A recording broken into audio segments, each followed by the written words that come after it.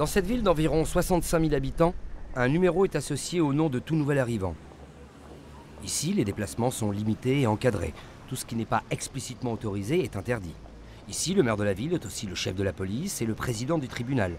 Et plus de 6 fois sur 10, les procès se déroulent sans avocat.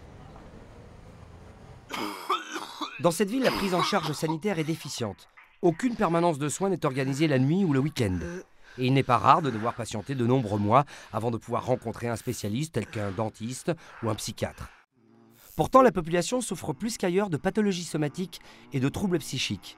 Ici, la transgression du secret médical est fréquente.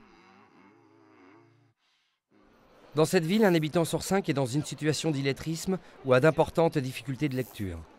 Pourtant, l'écrit demeure le mode de communication de référence. Ici, l'école n'est ouverte que l'équivalent de 2 jours par semaine et on compte en moyenne un poste d'enseignant pour 140 élèves. Seulement 1% d'entre eux obtiennent leur bac dans l'année. Dans cette ville, le taux de chômage atteint les 70%. L'essentiel des travaux proposés sont ponctuels et rémunérés à la pièce. Ici, il n'y a pas de contrat de travail. Les personnes employées ne touchent pas d'indemnité journalière lorsqu'elles sont malades ou victimes d'un accident. Plus d'un tiers des habitants vit avec moins de 45 € par mois.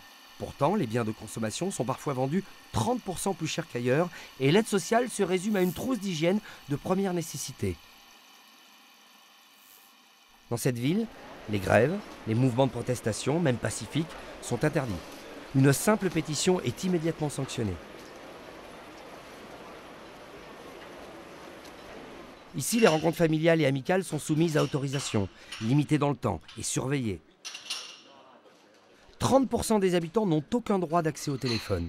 Les autres ne peuvent y accéder librement et leurs conversations sont systématiquement écoutées. Les autorités ouvrent, lisent et peuvent retenir les courriers. Dans cette ville, le problème de surpopulation est alarmant. Les logements où sont entassés les habitants sont vétustes, souvent insalubres et ne disposent pas de l'eau chaude. On y reste 22 heures sur 24, à 2 ou 3 dans une pièce de moins de 10 mètres carrés. Cette promiscuité dégradante engendre régulièrement des comportements de violence contre autrui ou retournés contre soi. Plus de 100 personnes se sont donné la mort dans l'année, près de 7 fois plus qu'ailleurs. Cette ville n'appartient pas au passé. Elle n'est pas non plus tirée d'un ouvrage de science-fiction. Ce quotidien, tel qu'il vient d'être décrit, est une réalité. La réalité pour 65 000 hommes et femmes détenus dans 195 établissements pénitentiaires. En France.